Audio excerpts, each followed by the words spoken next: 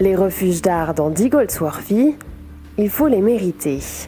Considérés par l'artiste comme une seule œuvre, il faut quand même une dizaine de jours de marche pour visiter les 6 bâtiments reliés entre eux par 3 sentinelles.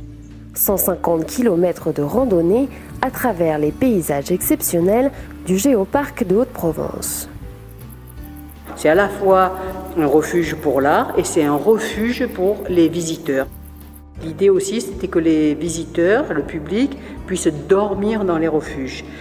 Et en dormant dans les refuges, bien entendu, ces gens vivent pendant une nuit, une journée sur place et donc refont vivre d'une manière différente ces villages qui sont abandonnés depuis le début du XXe siècle.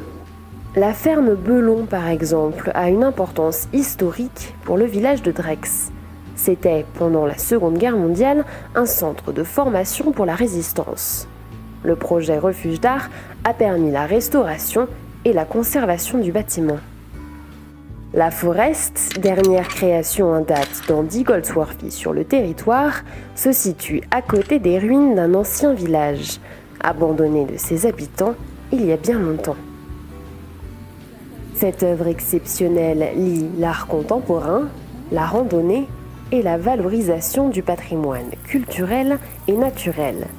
Les refuges d'art ont permis la création d'un nouveau tourisme dans le Géoparc et de nouveaux métiers comme guide spécialiste d'art contemporain. Ce territoire abrite aujourd'hui la plus grande collection au monde des œuvres d'Andy Goldsworthy.